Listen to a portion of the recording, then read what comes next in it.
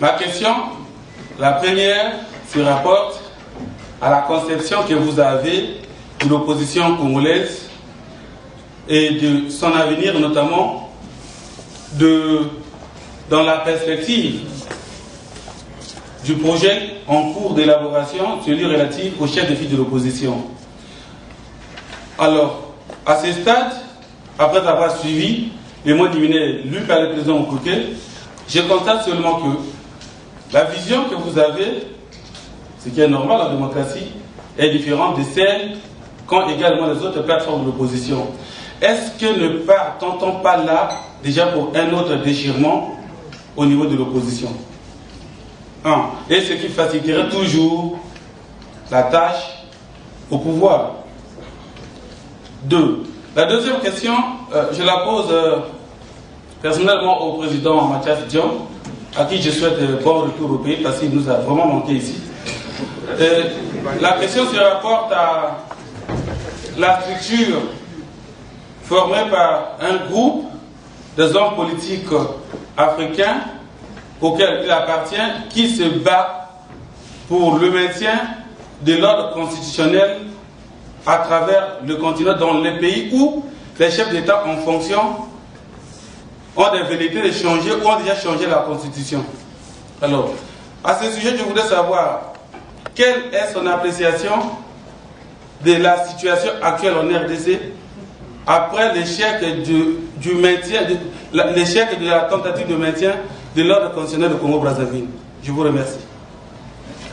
Merci bien, je suis Oscar Maoubou, DRTV. Je voulais avant tout revenir sur l'éternel recommencement en ce qui concerne le dialogue. On sait qu'en 2009, vous avez proposé le dialogue, vous n'y êtes pas passé, vous n'avez pas participé en 2011, en 2013 et tout dernièrement, en 2015, vous avez évoqué le dialogue de Sibiti. Vous avez refusé de participer parce qu'il y avait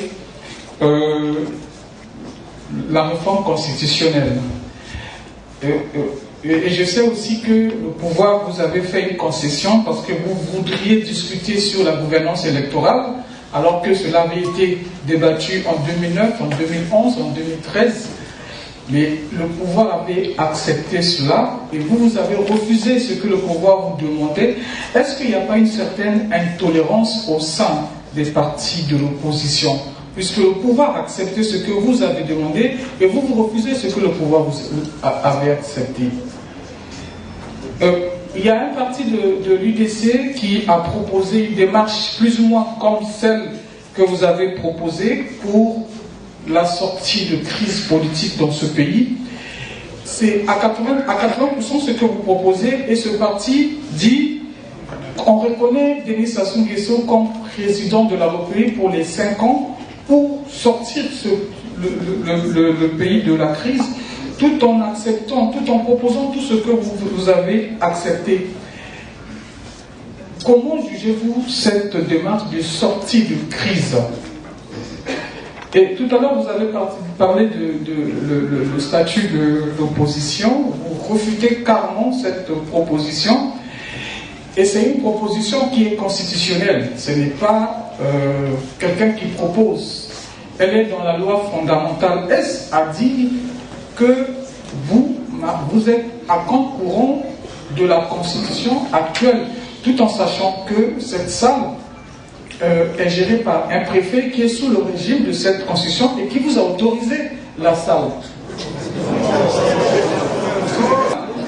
Et dans cet empire constitutionnel, le statut de l'opposition est précisé là-dessus, en noir et blanc. Et vous refutez cette proposition. Est-ce à dire que vous êtes contre, vous allez à compte courant de la proposition qui est dans la Constitution? Et dernière question, c'est un autre, je vais dire partisan, peut-être que ce n'est pas le cas, M. Parfait Kolela, qui appelle au rassemblement général de toute l'opposition. Vous avez parlé de la convention UDC-FOCAC, lui non plus, ni souscrit. Il propose un grand rassemblement de toute l'opposition pour faire le point et aller de l'avant. Tenons compte de, je vais dire, la proposition faite par Parfait Kolela. Merci. Merci, Monsieur le Président. Je suis en débarras, disons, les paris africains. La première question est de savoir que vous êtes parmi les premiers qui avaient demandé des dialogues après les élections présidentielles. Et les autres partis ont emboîté les pas pour demander ainsi, même la majorité a accepté les dialogues à leur manière. La question est de savoir, est-ce que vous vous êtes approché des autres partis politiques et autres regroupements pour unir, mettre ensemble vos idées et pouvoir aller au devant et affronter le pouvoir en place? Ça, c'est la première question. La deuxième question concerne les divergences de vie au sein de l'opposition. Au niveau de l'IDC et FORGAT, au niveau des collectifs et des autres partis de l'opposition. On sait que vous ne nous entendez presque pas ou vous n'êtes pas sur la même ligne. Avant le dialogue national inclusif dont vous demandez, est-ce que vous n'avez pas l'idée d'organiser un dialogue entre l'opposition elle-même? Vivre ensemble, il faut la liberté, la tolérance, l'acceptation de la différence. D'accord? Et l'ouverture de l'un à l'autre. Alors, même si un journaliste pose une question qui ne vous plaît pas, écoutez-le. D'accord? Mais le micro, ça ne marche pas bien là. Pourtant. Bien. Je vais essayer de répondre aux questions qui me sont d'abord posées personnellement. C'est Dimi qui fait allusion, je crois, à l'IPDD. C'est ça, Monsieur le Président. À l'IPDD, voilà. Vous savez, il y a un an, à la faveur de ce qui se passait au Burkina Faso, personnellement, je me suis rendu compte que les situations africaines étaient similaires et que tous les peuples africains étaient désireux de changement, d'une meilleure gouvernance et surtout d'alternance politique. Les peuples africains ont marre de voir les féodalités politiques s'installer dans leur pays. Comme chez nous, le président Sosa a fait 32 ans. C'est une féodalité politique. 32 ans pour un individu, c'est trop. Il ne travaille plus. Alors quand j'ai fait ça, j'ai proposé donc un certain nombre d'amis africains qui font la politique, certains des exilés qui sont des opposants, pour voir si on pouvait mettre ensemble nos idées et pour voir comment défendre la lutte en Afrique. C'est dans cet esprit qu'a été créé l'IPDD, l'initiative panafricaine pour la défense de la démocratie. À l'époque, nous étions 9 pays concernés, et aujourd'hui, il y a 17 pays africains et d'autres veulent l'acquérir. Parce qu'il y a une similitude de situation entre tous les pays africains, surtout en Afrique centrale.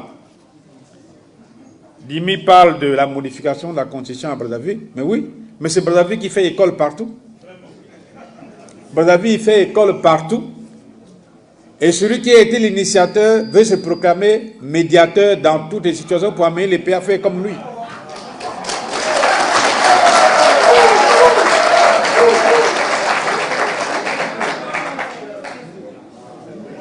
Voilà pourquoi il faut absolument que les opposants africains, justement, se concertent pour échanger leurs expériences, approfondir la réflexion sur le comment amener l'Afrique vers une plus grande démocratie. La démocratie, c'est, je vous assure, c'est la condition même du développement. C'est la démocratie qui conditionne l'alternance démocratique. S'il n'y a pas de démocratie, il n'y a pas d'alternance démocratique. L'alternance politique, c'est ça, il y a la démocratie. Regardez dans notre pays. Depuis 1963, oui. D'abord le MNR, ensuite le PCT, etc., etc. Nous nous sommes restés sous le règne du mono. C'est en 1991 qu'on a dit non, ça suffit. Passons à la pluralité politique. Nous avons créé plusieurs partis politiques. Mais depuis 1997, où il y a eu la guerre ici, le président Sassou est revenu par la guerre au pouvoir.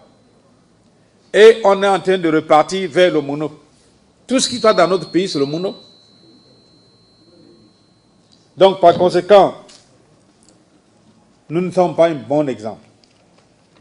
La situation en RDC, mais justement, c'est l'apprentissage de ce qui s'est passé ici.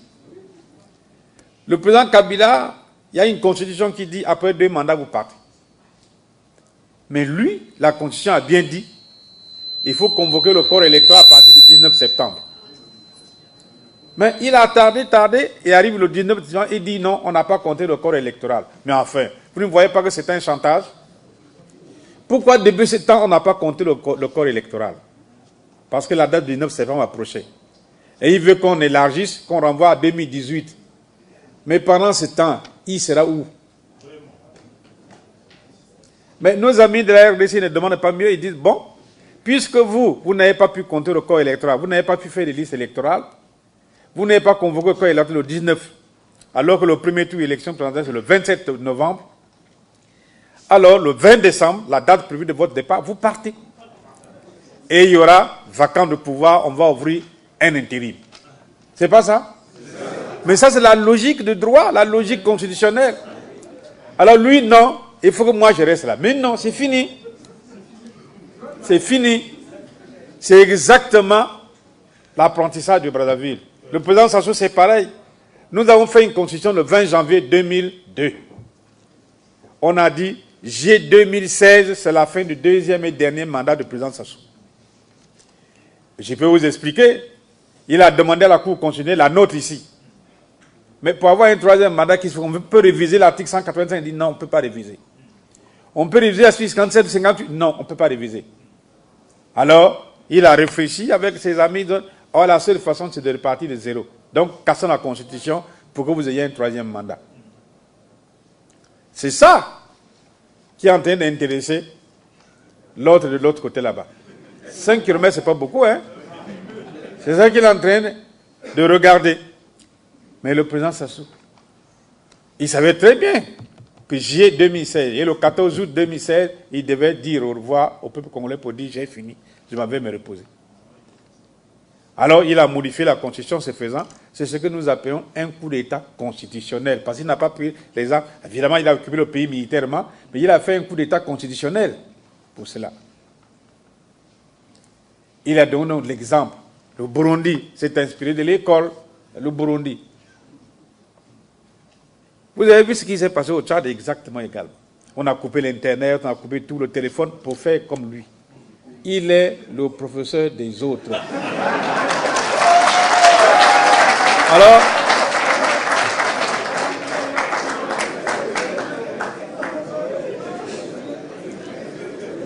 et les patriotes africains, qu'est-ce qu'ils ont fait? Mais ils doivent se réunir pour dire, ah non, il ne faut pas chercher à faire comme le professeur de Brazzaville. Parce que l'Afrique n'a pas besoin de ça. L'Afrique est un continent très riche, mais qui est attardé à cause des mauvaises politiques, des mauvais gouvernants qui sont mis en œuvre dans ces pays-là. Il faut avancer. Donc voilà pourquoi nous avons créé l'IPDD, pour échanger nos expériences, approfondir nos réflexions ensemble, pour aider les uns et les autres, beaucoup de pays, à le faire. Vous avez dû lire le communiqué que l'IDC vient de sortir sur ce qui se passe à Kinshasa. C'est pour que les autres peuples africains puissent voir. D'accord? Alors, il y a quelqu'un d'autre qui m'a posé une question, c'est le Radio Brazzaville. Radio Brazzaville. J'ai dit que le pouvoir organiser des élections, pour ne pas voir quelqu'un d'autre diriger. Mais c'est normal. Regardez. Pourquoi? C'est le débat au sein de l'opposition. Quand nous avons été au dialogue de Diatta, c'était pour défendre l'ordre constitutionnel, promouvoir l'alternance démocratique et dire non au 3e mandat à Denis Sassou Nguesso. Mais le pouvoir, face à ça, il dit il casse, et le président Sassou convoque une élection anticipée. Normalement, un homme politique, il devait démissionner de la présidence. Il ne l'a pas fait. La constitution sur laquelle il a prêté serment a été dissoute. Mais l'institution est tombée, il n'est plus président. Il devait démissionner. Et maintenant postuler. Et là, il y avait une vraie compétition. Oh, il ne l'a pas fait. Ça veut dire que c'est lui. Même s'il avait eu 0,25%, il allait toujours déclarer que je suis élu. C'est ce que j'ai expliqué. Il n'a pas fait ça pour voir quelqu'un d'autre diriger à sa place. C'est pour lui-même. Et là, il était prêt à tout. Vous avez vu ce qui s'est passé? Il était prêt à tout. Les résultats ont été, comment on appelle ça, triturés par le ministre de l'Intérieur, le président de la commission, le directeur général aux élections. Ce sont ceux qui ont trituré pour dire, bon, arranger un peu le pourcentage. Il va donner à...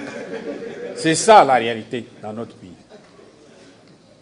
Alors, il dit, et pour cela, hein, quelqu'un ne débat dit, mais alors,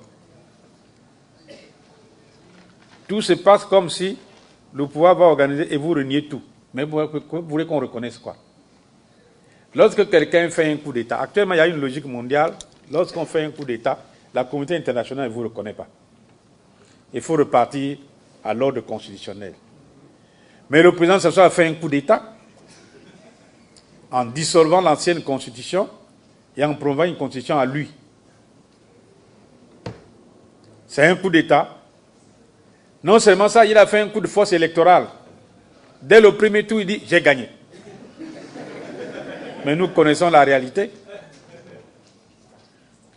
Ça veut dire qu'en ce moment, il porte en lui et l'illégalité et l'illégitimité. Il est un président de fait, c'est un président illégitime. Mais le fait, nous savons que le fait est là. Voilà pourquoi nous proposons de discuter avec le fait là. Normalement, si on était dans la brousse, où les sauvages se rencontrent entre eux, on allait se bagarrer. Hein? Mais nous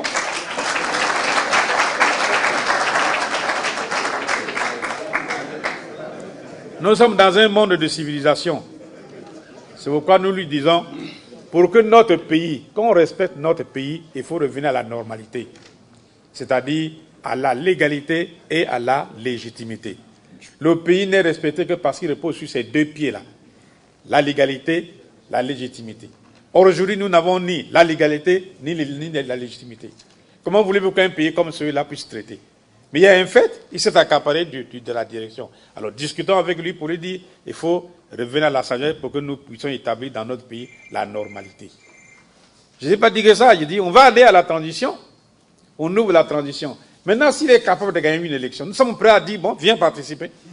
On va aux élections, et la gouvernance électorale étant refondée, 20, on va voir encore les 60,19%.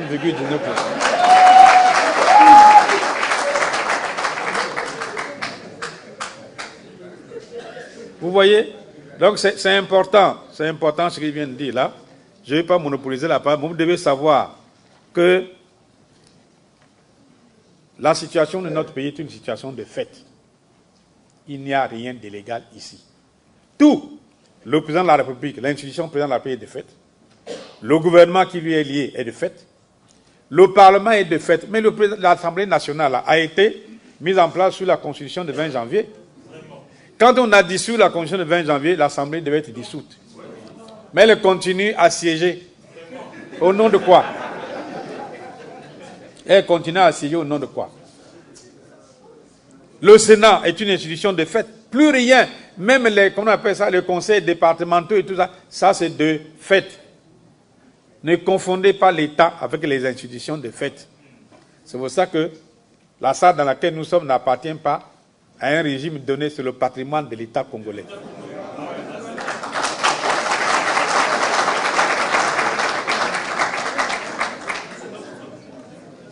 Donc voilà, chers amis, c'est ça. Alors vous nous obligez, vous ne reconnaissez rien. Pourquoi voulez-vous que nous reconnaissions, nous attribuions une légalité à ce qui est de fait? Nous nous trompons. C'est pour ça que nous disons, au niveau de l'opposition, pourquoi il y a eu des divergences? Nous avons dit que le président Sosa avait fait un coup d'État. Mais si vous allez aux élections avec lui, c'est que vous avalisez le coup d'État. Vous devenez vous-même des putschistes. Mais ici, au collectif, nous ne sommes pas des putschistes.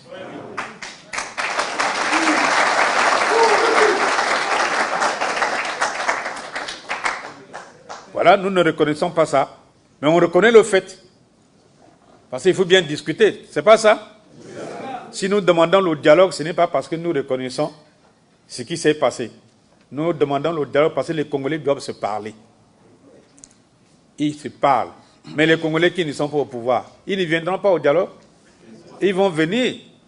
C'est pour que nous parlions, qu'on sorte de cette situation de fait-là, que le pays devienne normal. Voilà, chers amis, je vais revenir, mais je vais donner la parole aux autres parce que j'ai trop parlé. Hein? Monsieur Dimi a souhaité la bienvenue à Mathias tout à l'heure, qui lui a beaucoup manqué. Nous souhaitons aussi la bienvenue à Monsieur Dimi, qui nous a beaucoup manqué.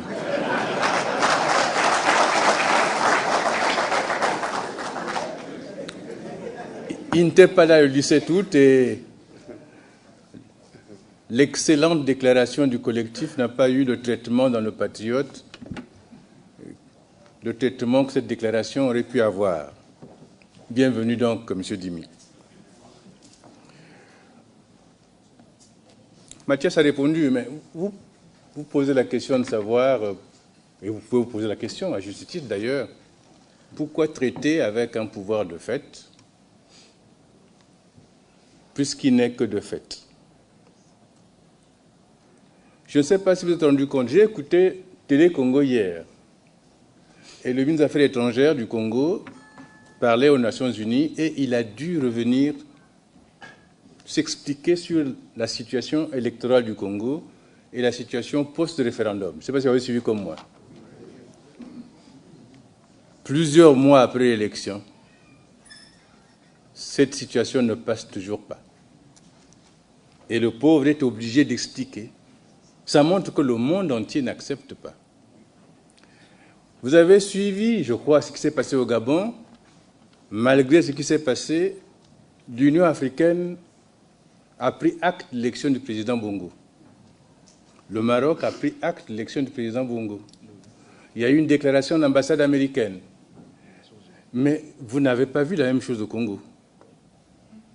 Et pourtant, ce n'est pas très différent, mais vous n'avez pas vu la même chose. Ça montre que la situation du Congo est catastrophique. Puisque même là où l'Afrique reconnaît, cette Afrique n'a pas reconnu ce qui s'est passé au Congo. Ça veut dire quoi? Ça veut dire que nous ne pouvons pas nous permettre de dire « c'est bon ce qui s'est passé chez nous », on ferme les yeux, et Bongo était toujours meilleur, on avance. Ce n'est pas possible. Il faut donc que les Congolais s'asseyent pour éviter le pire à ce pays. Personne ne peut accepter que quelqu'un rentre dans une banque, prenne tout l'argent et dise « j'ai pris la banque, j'ai pris tout l'argent, la banque m'appartient maintenant, vous les anciens propriétaires venez négocier avec moi ». C'est inacceptable. Le coup d'État, c'est ça. Vous prenez un pouvoir qui ne vous est pas dû, parce que vous n'avez pas été élu, mais il est normal que les propriétaires du pouvoir, donc le peuple, disent « c'est pas comme ça qu'on fait ». Pour être élu, il y a un mécanisme, il y a un respect de règles. Ce n'est qu'à ces conditions qu'on peut accepter. Et si ce n'est pas fait pour refonder l'avenir, qu'est-ce qu'on fait? On s'assied. C'est le sens du dialogue. Et c'est pour ça que nous voulons que nous dialoguons. Parce qu'en dehors de ça, c'est quoi? Vous n'acceptez pas, comme disait Mathias, en ce moment-là, chacun recourt à son calibre 12, et c'est la fin du tout. Mais ce n'est pas la solution, ça. Le calibre 12 fait du bruit, mais il n'apporte pas la paix, la sécurité et le développement.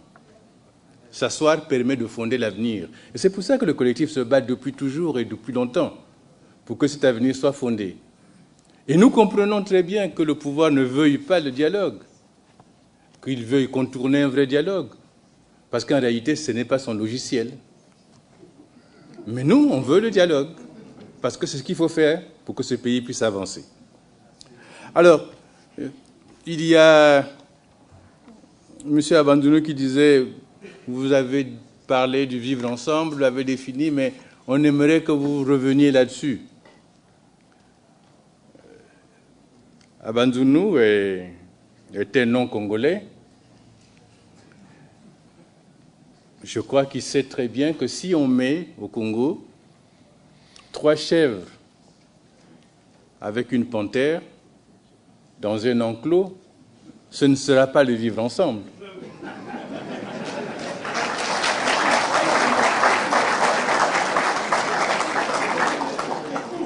je crois que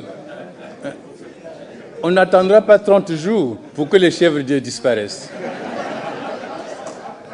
Alors, cette mise en commun n'est pas le vivre ensemble. Cette mise en commun, ce n'est pas une vie consensuelle. C'est simplement l'exposition des victimes à leurs bourreaux. C'est tout. C'est un ami que vous connaissez. Il s'appelait Kombo Mationa, il est décédé. Il me disait toujours, Jean, on ne fait pas les mêmes rêves dans les palais et dans les chaumières. Dans les palais, et aujourd'hui, je crois que c'est assez fréquent, M. Dimi peut vérifier, le cauchemar du riche, c'est que le lendemain matin, il soit volé. Mais dans les chaumières, le cauchemar du pauvre, c'est que demain ressemble à aujourd'hui. Ce n'est pas les mêmes rêves. Dans ces conditions, vous pouvez vivre côte à côte sans vivre ensemble. Vous vivez des vies parallèles en réalité. Et donc vous êtes dans des mondes parallèles, même si apparemment on vous voit ensemble, virtuellement. Mais nous voulons un vivre ensemble qui est un vouloir vivre,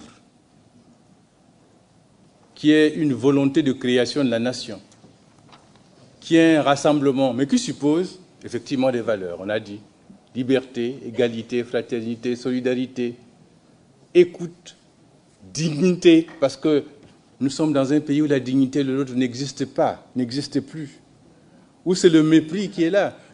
Quand je suis rentré ici, j'ai un ami, on avait piqué ses voitures pendant la guerre de 97. Et celui qui avait volé ces voitures était un voisin. Quand il dit, mais ce sont mes voitures, il y a même les mêmes numéros, il dit, oui, d'accord, mais si tu veux avoir tes voitures, hein, il faut que tu viennes négocier avec moi. Tu dois payer. Donc, il vivait l'arrogance de celui qui l'a volé. Vous trouvez ça normal? Mais cette arrogance se poursuit. Les gens disent, moi j'ai la mitraillette, qui vienne. Ça, ce n'est pas le vivre ensemble, en réalité. Il y a quelqu'un qui me contredisait en disant, oui, mais Martin Luther King a dit, si vous ne voulez pas vivre ensemble, vous risquez de mourir ensemble. J'ai beaucoup de respect pour Martin Luther King, vraiment beaucoup.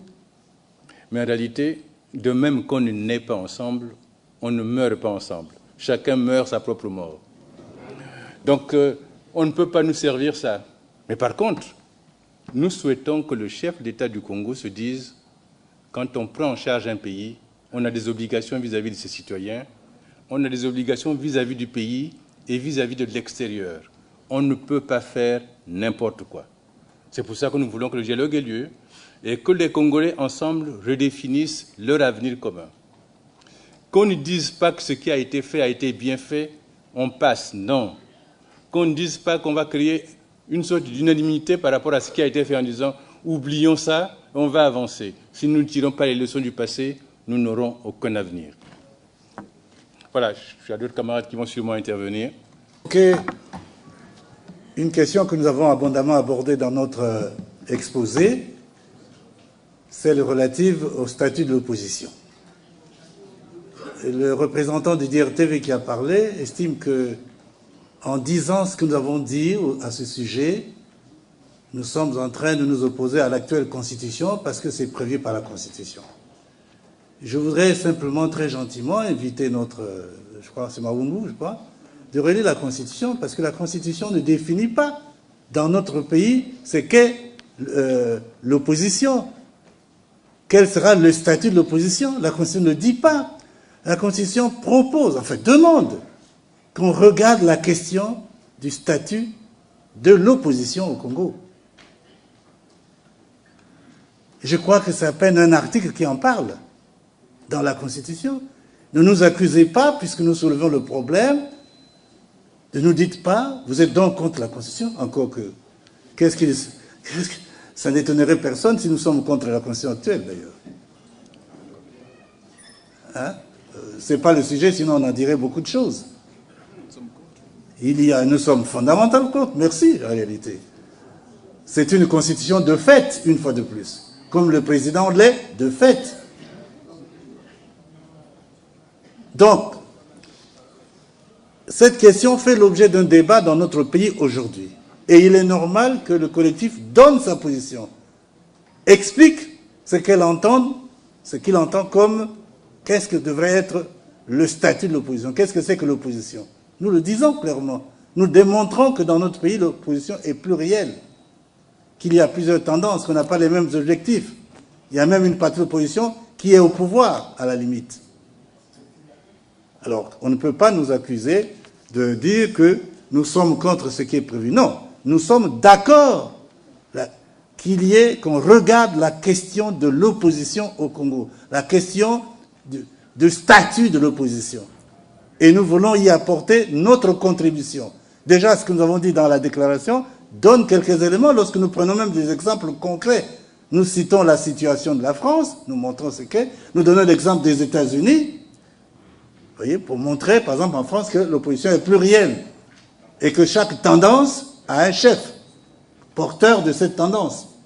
Donc ici, il n'y a pas qu'une seule tendance de l'opposition. C'est tout ce que nous disons. Quant au vivre ensemble, là aussi, je pense que le journaliste qui a soulevé la question, en relisant notre papier, il aura vraiment pas mal d'éléments qui lui permettent de comprendre ce que nous appelons, nous, vivre ensemble. Nous avons fait un rapprochement de vivre ensemble avec la Constitution, avec un État de droit, avec la politique qui est actuellement appliquée par le président Denis Sassou Nguesso. Nous avons montré que la politique qu'il applique aujourd'hui, sur tous les plans, au plan politique, économique, social et autres, eh bien, ne correspond pas, est en opposition radicale avec la notion de vivre ensemble. C'est ce que nous avons dit. Donc on peut dire que ce n'est pas bien défini, mais je pense qu'on peut revenir chaque fois qu'on voudra. Mais nous avons compris que c'était un slogan de plus, parce que notre pays est un pays de slogans. Voici un autre slogan qui est là. Il va mourir comme d'autres slogans qui ont précédé. C'est tout. Quant aux propositions qui ont été faites par certains leaders de l'opposition, celle de l'IDC à travers le MDS, comment ça s'appelle? Je crois que le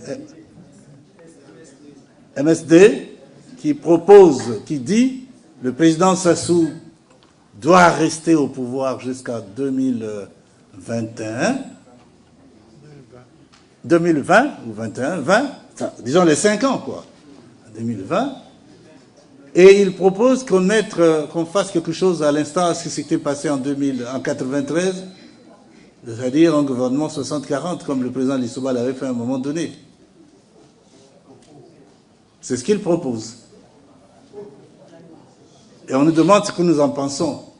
Non, ce que nous pensons, nous, aujourd'hui, il ne s'agit pas de mettre tel ou tel gouvernement, il s'agit que nous allions au dialogue, qu'on regarde les grandes questions de notre pays. À l'issue de ce dialogue, il y aura une période de transition et un gouvernement de transition avec des programmes précis, parce que nous voulons créer les conditions permissives qui nous permettent qu'à l'issue, qu'après 2 ans, ça dépendra de la durée de cette transition, 2 ans, 3 ans, autres, on verra bien, on en discutera.